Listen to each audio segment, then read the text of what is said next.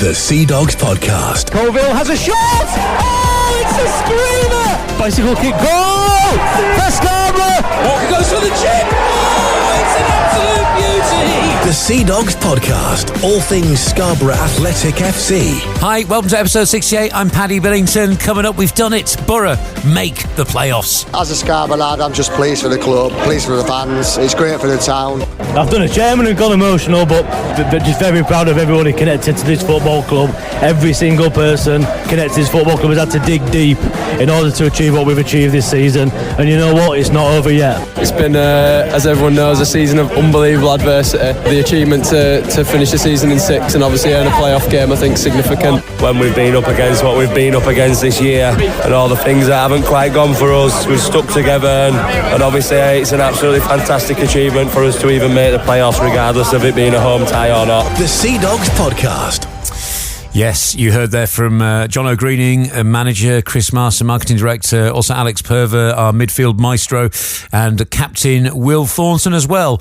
You'll hear from all of them in a bit more depth very, very shortly. And all you need to know about the all-ticket playoff Eliminator at Buxton on Tuesday night is coming up, including all the important ticket information. Firstly, though, what a day it was, whether you were there in person in the warm southern sunshine, maybe in fancy dress as well, maybe regretting putting all the makeup on because it was running in the sun, or maybe you were back at home listening on This Is the Coast Extra. What a day to be a Sea Dogs fan, or to be a player or member of staff or member of the board. It was just a special day, with Bedford Town doing their best to stay in National League North and Scarborough doing their best to try and get out of it and get themselves into the playoffs.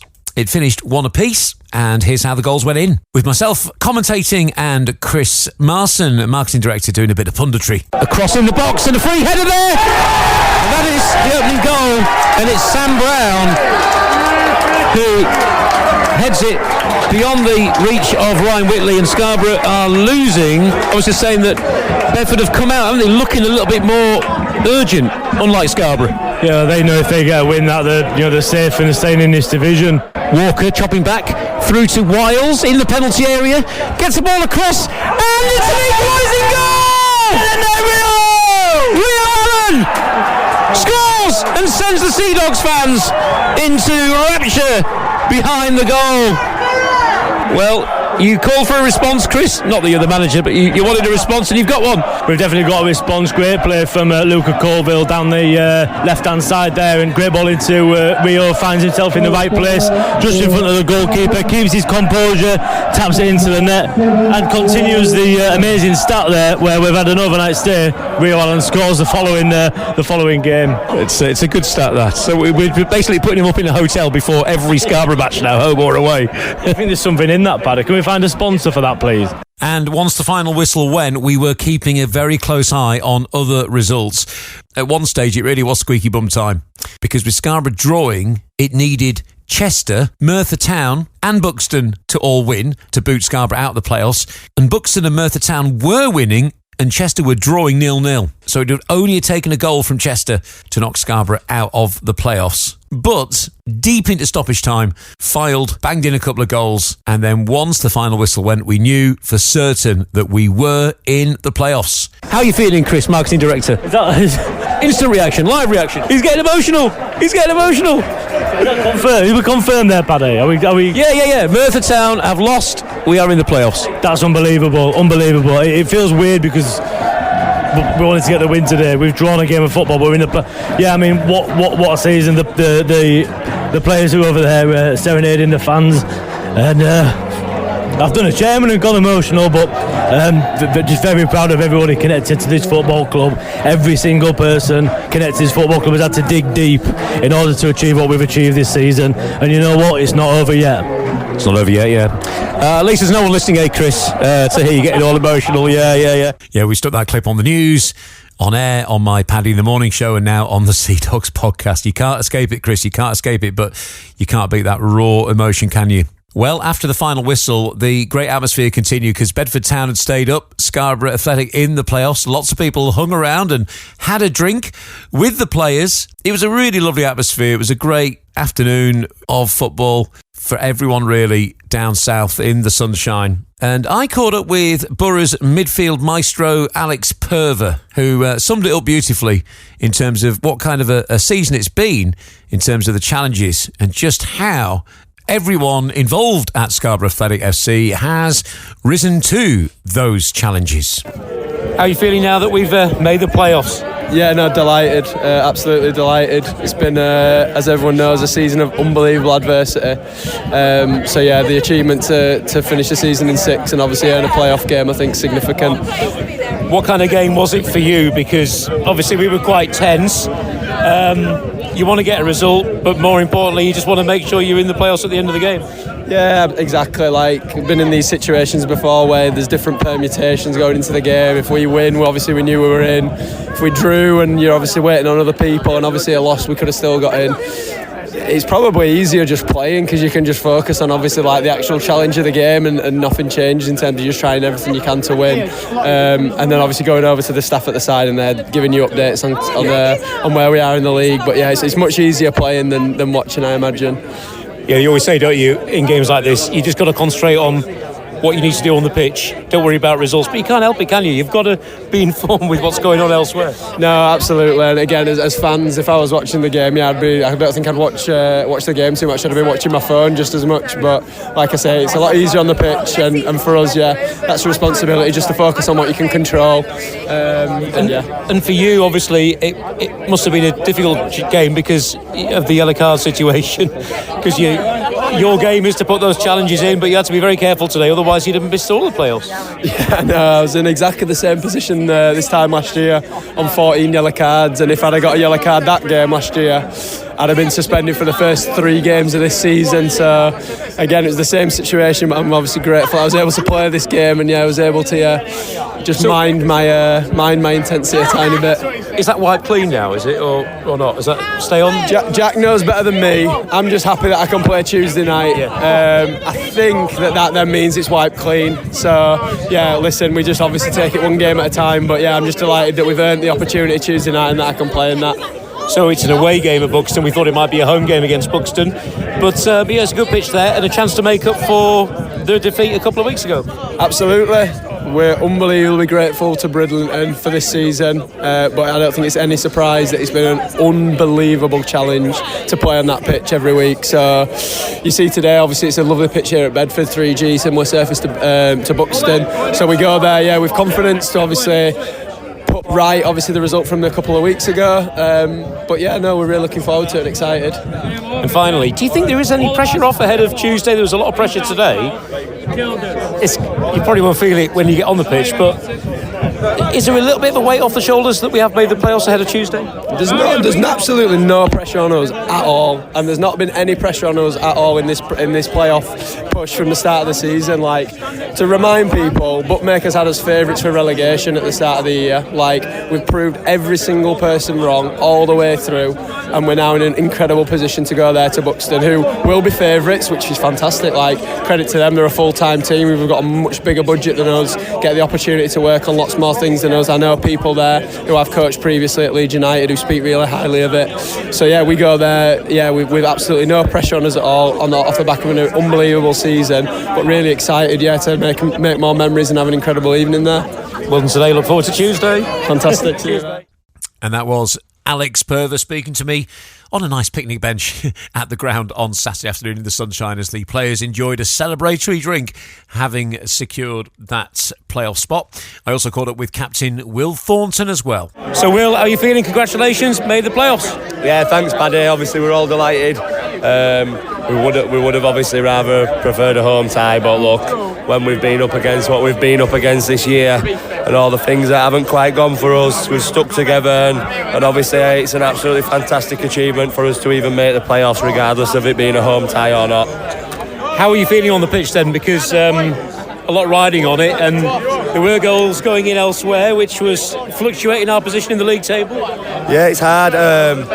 Obviously, as a group, it's strange because, like, obviously today we had a drinks break second half as well, so we had a little bit of time where we were getting told information about other games and everything else. But from my point of view, I said it at half time when we came in at 0-0. I felt like it was one of those games where we didn't really need to worry about other results. We just needed to make sure we had a good second half and a good performance, and unfortunately it didn't result in a win, but at that time we felt like that's what we needed to do and that we were capable of winning the game. I think it's a relief for the board actually not to put on a home game in the playoffs. So ahead of Tuesday then, do you feel like there's a little bit of a weight off the shoulders having made the playoffs, where there's just a little bit of pressure off on Tuesday, even though it is going to be a high pressure game? Yeah, of course it is, and you know there'll be pressure that we put on ourselves because we know as a group how good we are and that we can go there and get a result. But I think from the club's point of view and on the whole, I think. Sorry, Paddy, about these idiots next to me. Whoa. But yeah, like I say, I think from the club's point of view, it is a little bit of a free hit, and you know it's been such a good season, and I think it's a good way of looking at it because we want to go there and get a result and we want to get promoted, but. In theory, there's no pressure on us. No one expected us to be where we were this year. And like I say, with everything that's gone against us, it's been a fantastic season. So we'll be looking to go there and get a result. Well done today. Cheers, mate. What a captain Will Thornton has been as well, deservedly winning all those awards at the end of season awards after the final home game of the season. Coming up, we've got all the ticket info you need for Buxton away in the playoff eliminator. Firstly, though, just after the final whistle had blown, I caught up with Jono Greening for SAFC TV. Scarborough's boss, who was, of course, feeling proud and chuffed that we had achieved what he's always said he wanted to achieve. So, Jono, you've done it.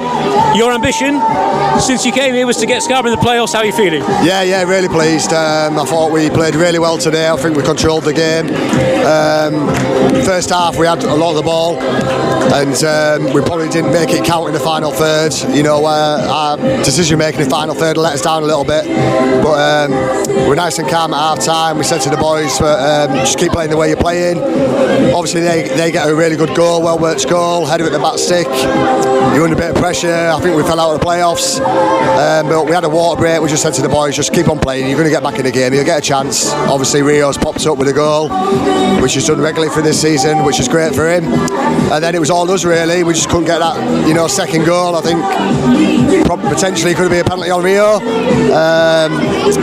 but I think we deserved the point 100%, and it's really pleased that we're in the playoffs.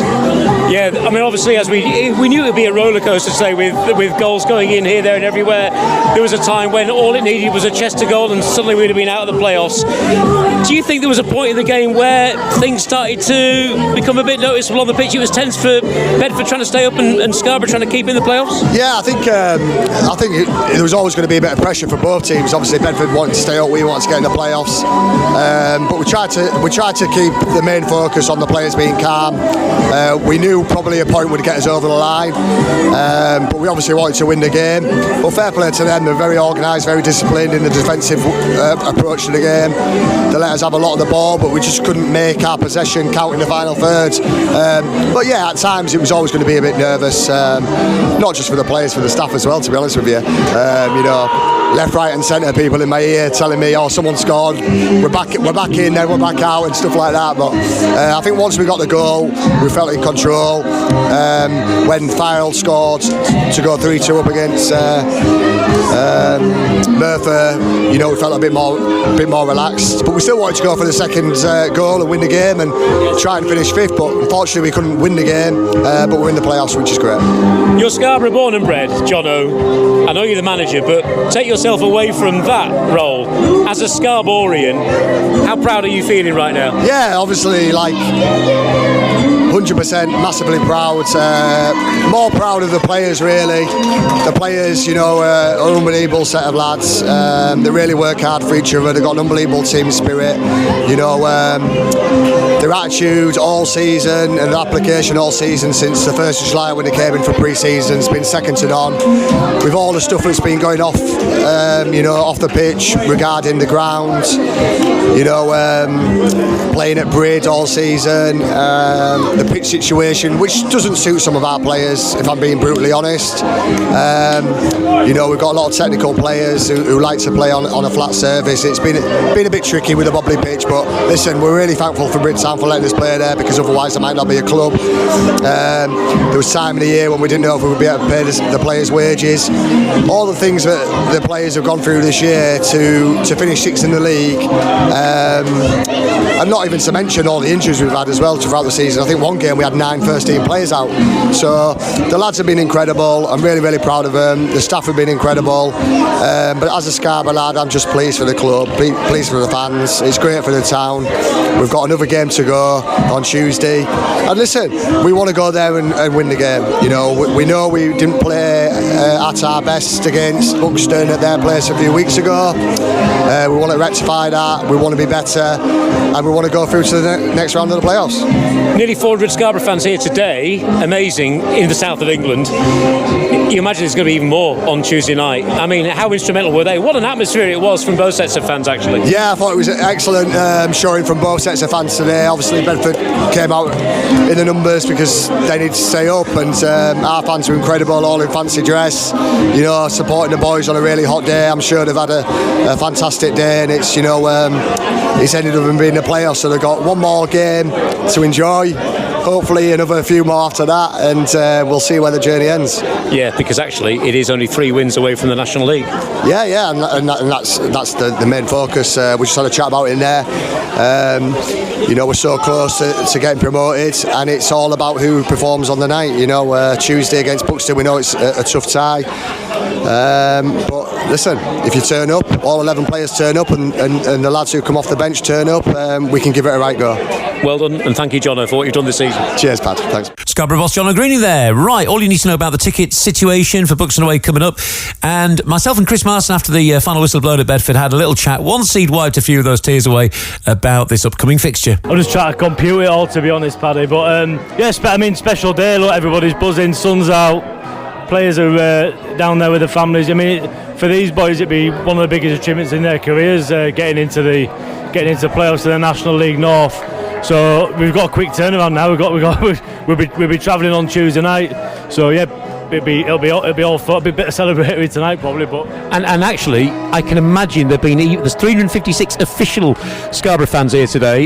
It looked even more than that. I don't know how they counted them, but because it wasn't segregated. But you can imagine there'll be even more on Tuesday, can't you? Yeah, I mean, it's one of the hardest grounds to get to in our league, isn't it? Certainly not one we enjoy the actual travelling experience to, but both fans will be there in the numbers, no doubt about it. Marketing Director Chris Marson there. Right, shall we bring you all the ticket information then? So it is a all-ticket match for the playoff eliminator at the Tarmac Silverlands Stadium. The highest football ground in England, I believe, just over 1,000 feet above sea level. So Scarborough have been given an initial allocation of 700 tickets. Priority is given to season ticket holders, member shareholders, sponsors, 2025 members, Valley Bar Sea Dog Travel Club members, and No Battle, No Victory members prior to general release. So that started 5 o'clock on Sunday. Priority groups will have been emailed the ticketing link to purchase their tickets. And 5 o'clock today, as we record, Monday the 27th of April, remaining tickets will be available for general sale. And when it says an initial allocation, that also, of course, means that there is the possibility, I guess it depends on how many tickets Buxton sell, that there could be more that go on sale. But crucially, it is an all-ticket game, and fans are advised to purchase their tickets as soon as they can, as soon as they become available, and of course get there in good time as well. We need to make the game feel like a home match for Scarborough, just like we did on Saturday, don't we? Because let's be honest, we're not just turning up to make numbers. Jono and the team have ambitions. They want to get into the National League. And just imagine the start of next season on that brilliant new pitch. And in case you're wondering how nice the pitch is going to be, the Bedford game, if you were there, is the exact pitch that we will get. And it was an amazing surface to play on. It looked fantastic in the sunshine as well. So that's what we've got to look forward to. And who knows, we might be playing National League football. Just 3 wins away. Come on, let's Ruddy do it. If you really can't make the game, then we will have full match commentary on This Is the Coast Extra with our build-up beginning At around 7 p.m. Now, I know Trevor Bull, the Scarborough Athletic chairman, has been a little bit superstitious on recent interviews, talking about things like York getting promoted. Last time they did that, Scarborough also went up, so could it be written in the stars? Also, if we do get past Buxton, we'll be playing second finishers South Shields. Now, finishing second can be very dangerous when it comes to the history books in the National League system. Across the National League system, runners-up have only been promoted through the playoffs 6 times in the last 23 years. Many teams that narrowly miss the title suffer a psychological blow and are often knocked out by lower-seeded sides. Now, last season, yes, second place Scunthorpe United did go up, but the season before, Boston United went up after finishing 6th. Kidderminster Harriers went up the season before that, finishing 6th. York City went up, having finished 5th, and Altrincham went up, having finished 5th as well. So those are 4 occasions in the last 5 years when teams finishing 5th or 6th have gone up. What position did we finish? We finished 6th. The omens are good. Mind you, Buxton could also say the same themselves, couldn't they? Oh, it's all to come. It's very exciting, isn't it? Hopefully we'll see you at Buxton on Tuesday night. Like I say, build-up starting from 7 and commentary beginning from 7:45 on This Is The Coast Extra. thisisthecoast.co.uk/extra on the This Is The Coast app. Select Extra Scarborough in the menu when you switch station. And you can also ask your smart speaker, your Alexa, to play This Is The Coast Extra. The Sea Dogs Podcast.